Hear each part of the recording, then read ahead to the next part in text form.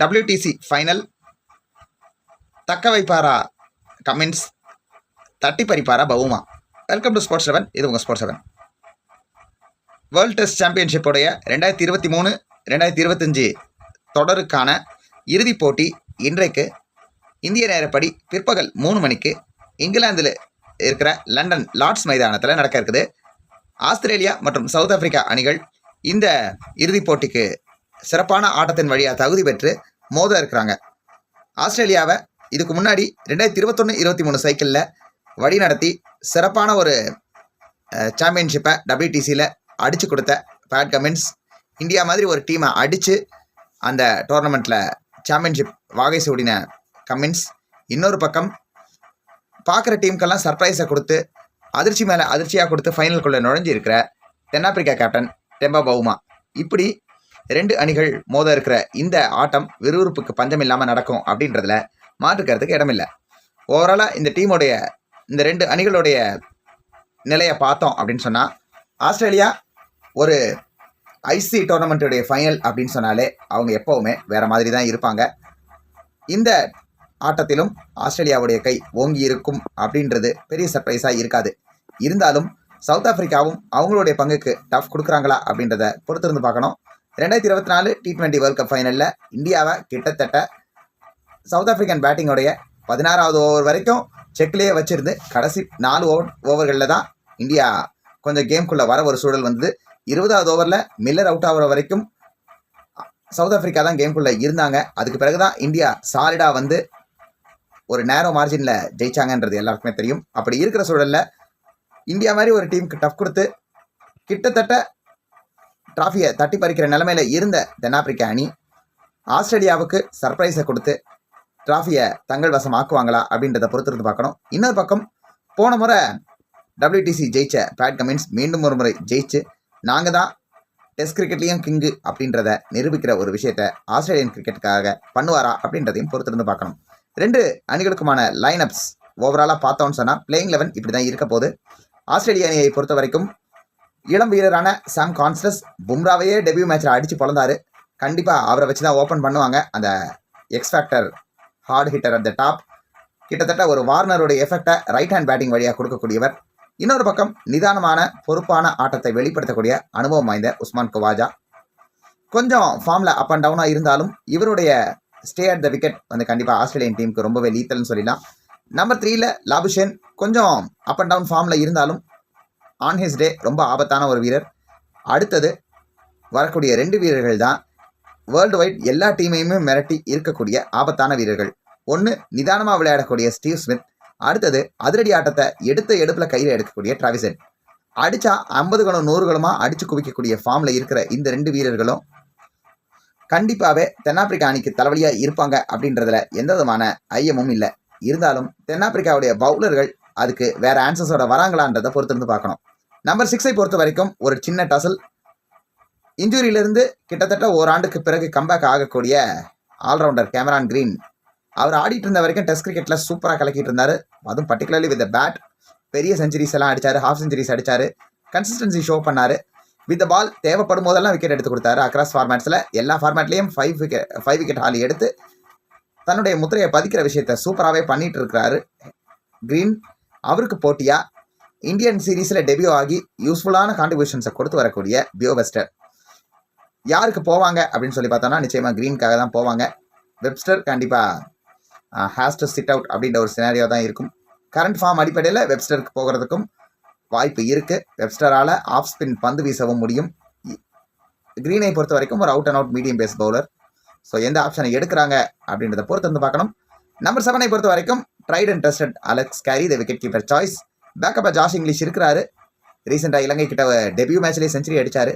அதுக்கு பிறகு அவருக்கு வாய்ப்பு கிடைக்குமா அப்படின்றத கேரி தான் முடிவு செய்யணும். கேரி நல்லா விளையாடினார்னு சொன்னால் நிச்சயமாக ஜாஷ் இங்கிலீஷ்க்கு பெஞ்ச் தான்.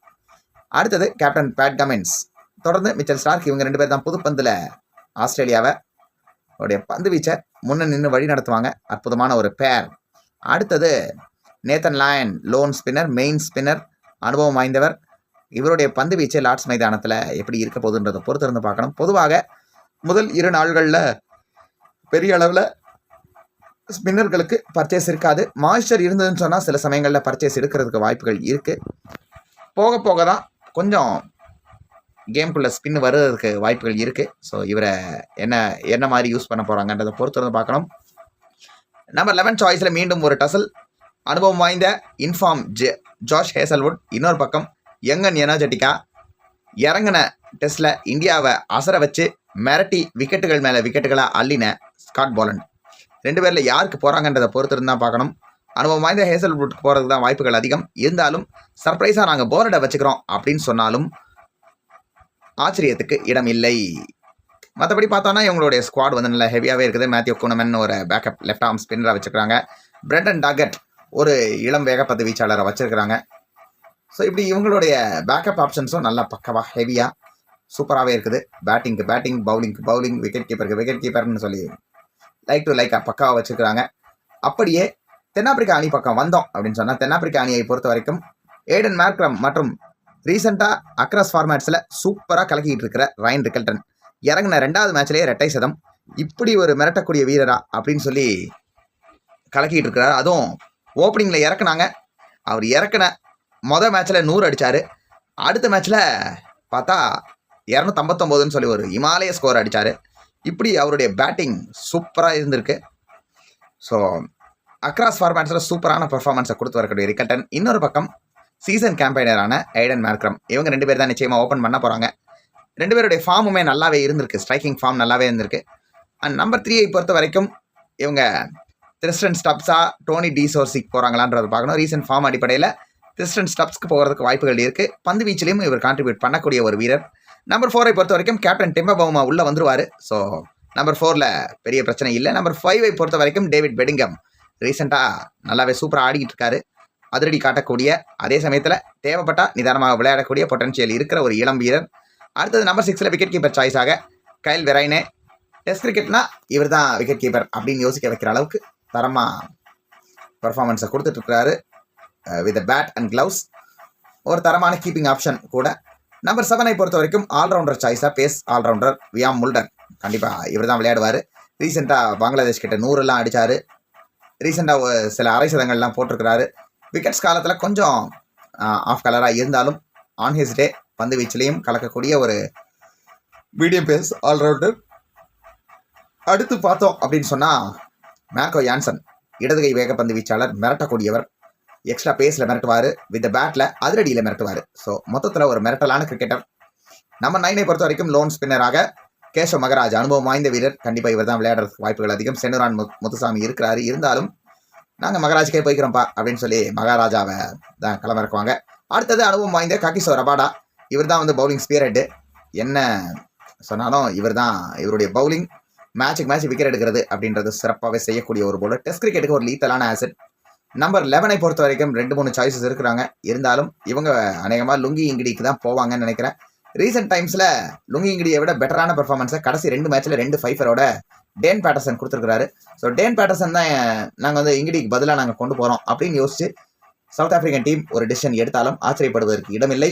ஸோ இப்படி ஒன்றுக்கு சலைப்பு இல்லாமல் பேக்கப் ஆப்ஷன்ஸ்லேயும் சரி நல்ல ஒரு தரமாக இருக்கக்கூடிய ஒரு ஸ்ட்ராங்கான 2 அணிகள் ஃபைனலில் மோத இருக்கிறாங்க. அதை வழி நடத்துறதுக்கு 2 அற்புதமான கேப்டன்ஸ், சர்ப்ரைஸ் கொடுக்கக்கூடிய கேப்டன்ஸ்.